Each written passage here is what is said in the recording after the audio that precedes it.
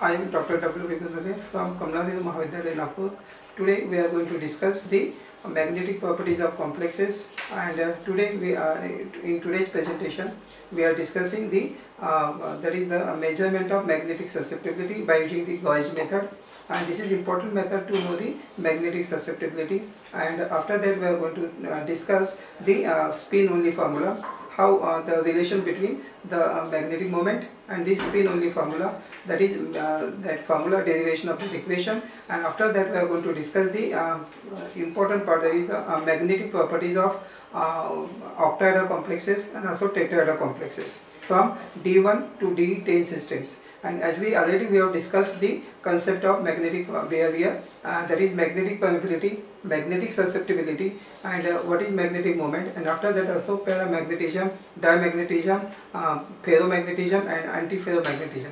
All these concepts already we have discussed. Now in today's presentation, how magnetic susceptibility be measured by or calculated by using the gauge method. So the topic is today's topic is the magnetic properties of octahedral and tetrahedral complexes. And before going to see the octahedral and tetrahedral complexes, we are going to discuss the gauge method for the determination of magnetic susceptibility of the materials or substances. As we know, what is the basic principle of this method is this method is based on the fact that magnetic field exerted on the sample when placed in the magnetic field changes directly as its mass. That is the difference in masses when the field is switch off and the on. So this is the main basic principle of this gauge method. Gauge is the name of scientist. He has given this method of determination of magnetic susceptibility, and this method is the simplest method for determination of the magnetic susceptibility. And during the determination, the value of magnetic susceptibility, for this case the substance is under examination is they have to place in a cylinder which is vertically suspended by means of the wire from one side of the balance in such a way that its lower part lies in the middle of the two poles of the electromagnet, and a cylinder is counterbalanced by putting the weight on the other band of the balance. When current is switched on, the cylinder is drawn downward, that is toward the electromagnetic field, if the substance in it is a paramagnetic, and upward, that is away from the field, if the substance is diamagnetic. In the first case, weight will have to be added to the pan, while in the other case weight will have to be removed from the pan to restore the cylinder in its original position.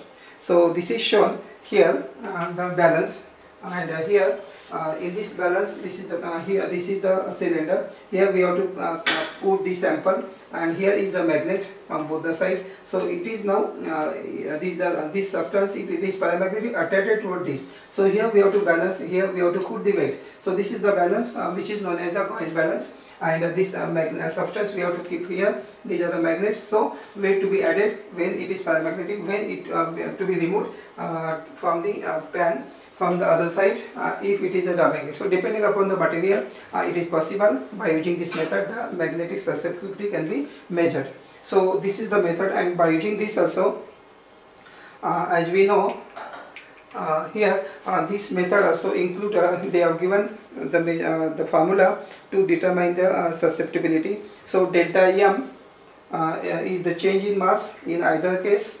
This is related to the specific magnetic susceptibility X of the compound by this equation. So this is the equation, delta M G equals to 1 by 2 X Ex minus F A X A I F. So here G is the acceleration due to gravity, E is the density of the substance, Ea is the density of air, Xa is the specific magnetic susceptibility of the air, and A is the cross-sectional area of the species, and H is the strength of magnetic field in the gauze. So by using this equation, magnetic susceptibility of that substance can be determined. So in this case, the value Ea Xa is known as equal to the 0.03 into 10 to the power minus 6. This value is known, and the method can be simplified by measuring the delta M, that is change in mass, for a substance of known magnetic susceptibility at the same field strength H.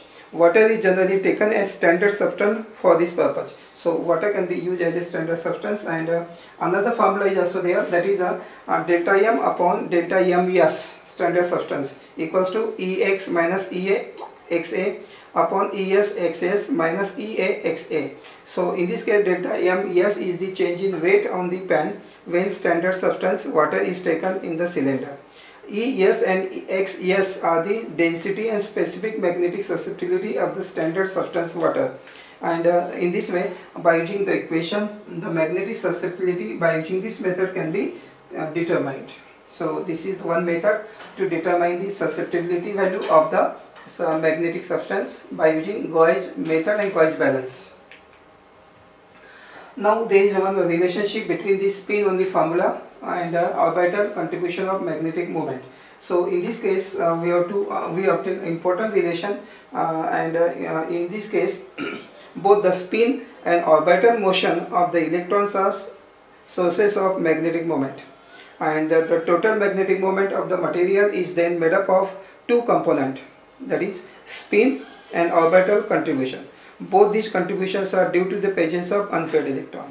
The overall magnetic moment of an atom is the resultant of the magnetic moment generated by the spinning motion of electron and known as spin magnetic moment. They are represented by symbol mu s, and orbital motion of electron known as orbital magnetic moment mu l. When molecule containing unpaired electron is placed in the magnetic field, electron try to align in the direction of the magnetic field, and this can be achieved by adopting the spin motion in the direction of magnetic field, and also by adopting the orbital motion in the direction of magnetic field. So both are important, that is spin motion and orbital motion. Electron to contribute to the orbital angular momentum, the orbital in which it resides must be able to transform into the identical and degenerate orbital by the simple rotation. And in this case, in the free ion case, the electron can be transferred between any of the orbital as they are of degenerate, but there will be still partial orbital quenching as the orbitals are not identical. Electron in the T2G set do not always contribute to the orbital angular momentum. For example, in case of T2G3 case, electron in the DXZ orbital cannot be rotation be placed in the DYZ orbital, as the orbital already has the electron of the same spin. This process is also called quenching. In case of compound of 3D block element, the orbital motion is quenched. Because of this, one can take into account only the spin motion, neglecting the orbital motion. In such case, the spin only magnetic moment is given by the formula is given here, and that formula is mu s is equals to under root 4s into s plus 1 Bm. Bm is a Bohr magneton, and here this is the formula neglecting the orbital motion, and spin only formula we have to take here. So the magnetic moment of due to spin equals to this is the formula 4s into s plus 1 Bm. So we have mu s is the spin only magnetic moment, and s is the resultant spin quantum number, Bm is the Bohr magneton. So but each unpaired electron has spin quantum, and therefore in this case we can put the value that is spin quantum number value 1 by 2 for n electron. So we can write s is equals to n by 2. So here in this equation value of s equals to n by 2, s equals to n by 2. After putting this value we obtain this equation, mu is equals to n into n plus 2 Bm. This is n is the number of unpaired electron, mu is the magnetic moment of the due to spin. So this is the important equation, and this equation shows the relation between magnetic moment and unpaired electrons. So in case of the compound of the element higher D series, that is second and third transition series, especially the lanthanide, the orbital motion is not quenched, and so it is necessary to consider orbital contribution to the magnetic moment. So this is the important equation, and by using this equation, if the magnetic moment is given, number of unpaired electrons can be determined, or if the number of unpaired electrons are given, we can calculate the magnetic moment for that particular metal ion or for that substance. So this is the important derivation of this simple derivation of this equation, that is the spin only formula and orbital contribution to the magnetic moment. And now we are going to discuss the magnetic properties of octahedral complexes. As we know that in case of octahedral complexes, and two cases are there, octahedral and tetrahedral complexes. So in case of octahedral complex, magnetic properties of octahedral complexes can be decided on the basis of crystal field theory. The magnitude of 10 dq is an important factor in determining the distribution of electron in the d orbital of the central metal ion, and therefore it decides the magnetic properties of the complex.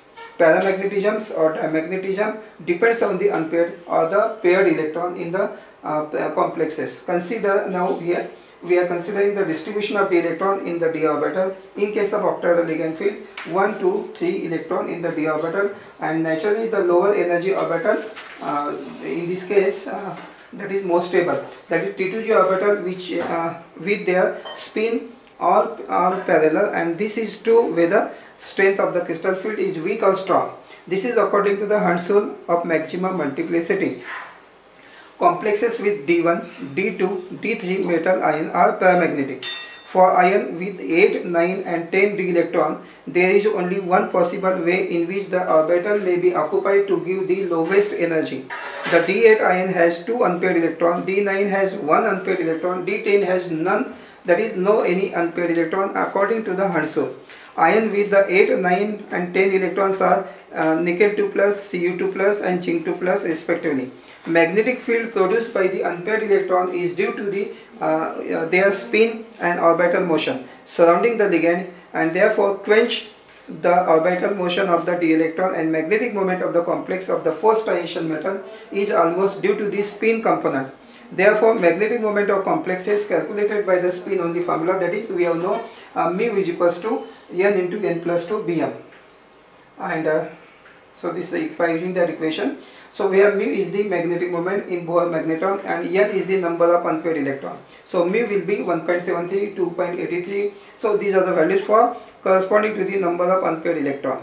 And this here this table is shows the magnetic this filling of the orbital under the influence of weak and strong ligand field in octahedral arrangement of the ligand and their magnetic moment. So as we know here from this we can say that from this table, and this shows from D1 to D10 number of d electron in a d orbital, D1, D2, D3, D4, D5, D6, D7, D8, D9, D10, and here the weak field that is the high spin, and this is the strong field low spin complexes. And in case of octahedral, T2g have lower energy, EG have higher energy. So in case of D1, only one electron in T2g, 2 T2g2, 3 T2g3, EG have 0 electrons. So and when one electron is there, that is the magnetic moment value is 1.73. In low spin also same situation. So we can say that in D1, D2, D3 only one spin state is possible. There is no any high spin or low spin. In both the high spin and low spin, the configuration is same. So D1, D2 for D1, D2, D3, the configuration for this configuration, the only one spin is possible. No, there is no any high and low spin state. You see the value of magnetic moment 1.70, 1.70, 2.83, 2.83, 3.87, 3.88. Again, important thing is that we can know the if there is one unpaired electron, it means that the magnetic moment value is 1 is fixed and point something is there. Okay, so 1 is there. And number of 2 electrons are there, unpaired electrons, so 2 point something, but 2 is fixed. So if we know the number magnetic moment, we should also know the how many unpaired electrons may be there in the metal ion or the that substance. So it is related, magnetic moment and number of unpaired electrons are related to each other. If there are 2 unpaired electrons, the magnetic moment value is 2 point something is there. If there are 3, so 3.87, 3 is there, but 87, or they may be less or more, but 3 is fixed. So in the similar way, the magnetic moment value is there. Here are the 4 unpaired electrons, 4.90. 5 unpaired electrons, 5.92. Here the number of electrons are 4.90. 3 unpaired electrons, 3. So in this way, these are showing the values of both the field. So in case of D1, D2, D3, so shown this is the part. The only one spin state is possible. But in case of D4, D5, D6, D7, now see the situations are different in the in high spin and low spin. In case of high spin, here are the 4 unpaired electrons. In case of low spin, 2 unpaired electrons, because T2g field first and then electron go to the EG orbital. In this case, because of the delta O is small, and therefore this each electron go to the all the 5 orbital first. Now in the case of d5, so each orbital have 1 electron, so a number of unpaired electrons are 5, and in this case only 1 unpaired electron. So this is where in case of for d4, d5, d6, d7 there are 2 spin states are possible, that is high spin and the low spin. Again now in case of the d8, d9, d10 octahedral complexes, see the values are same here, unpaired electrons are same, magnetic moments are same, and therefore again we can say that d8, d9, d10 in this case only 1 spin state is possible. So for octahedral from d1 to d10, d1, d2, d3, d8, d9, d10 have only 1 spin state, and in case of d4, d5, d6, d7 on there are 2 spin state, that is high spin and low spin. So this is the distribution of the electron under the influence of weak or strong ligand field in the octahedral arrangement of the ligand, and their magnetic moment values are given. So if one value is given, other can be calculated. We have the formula mu s is equals to n into n plus 2 bm. So by using this formula we can calculate the if the magnetic moment is given, number of unpaired electron or number of electron can be calculated if the magnetic moment value is given. So this is the distribution of the electron in case of octahedral arrangement.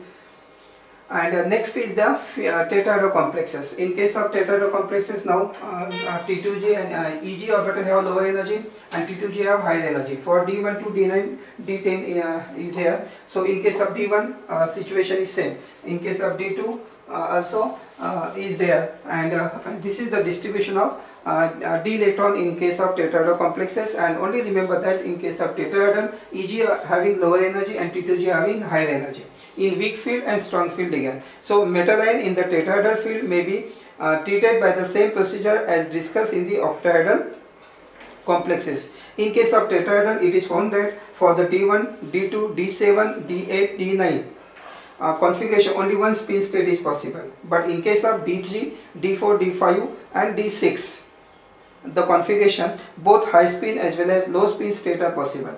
The existence of low spin state required delta T is greater than P. The crystal field splitting delta T is only about 45% in tetrahedral complex as compared to octahedral complexes delta O, and because of that pairing energy is higher than the crystal field splitting energy, and therefore tetrahedral complexes are generally high spin. They contain same number of unpaired electrons as that of the isolated metal ion, and hence we can say that the magnetic moment is almost same as that of the metal ion. And this table shows the distribution of the electron in the tetrahedral arrangement.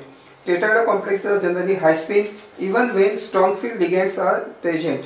This is due to this is because the ligand hardly approaches toward the orientation of the orbital, and hence the extent of splitting energy is small. Therefore such complexes are generally the high spin. So most of the complexes of tetrahedral are high spin, and in case of tetrahedral complex, D1, D2, D7, D8, D9 are having only 1 spin state. D3, D4, D5, D6 have 2 spin state, and here shown the number of unpaired electrons for this and distribution of the electron in the high spin and the low spin complexes. So we have seen today the magnetic properties of octahedral and tetrahedral complexes, and as we have seen the first of all the method that is known as the gauge method for determination of magnetic susceptibility of the substances. And as we know, there are different types of substances. Whether the substance is paramagnetic, diamagnetic can be decided by the measurement of magnetic susceptibility value of that particular material by using the gauge method. So this is the best method given by Gauge, and this is a very useful method to know the extent of magnetic properties in the substance. And after that also we have seen the simple derivation of the that is spin only formula and the magnetic moment. So that equation obtained is equals to the mu s equals to n square root of n into n plus 2 bm. That is the n is the number of unpaired electron is related to the magnetic moment due to spin, and this equation is very useful to know the number of unpaired electron present in the complexes. And also after that we have seen high spin and low spin and distribution of the electron in the octahedral and and tetrahedral complexes. As we know, in case of octahedral complexes, D1, D2, D3, D8, D9, D10 have only one spin state. D4, D5, D6, D7 have two spin state. They are showing both high spin and low spin. So we have seen the tetrahedral complexes in which majority of the tetrahedral complexes are high spin, and so all these are the magnetic properties about the complexes.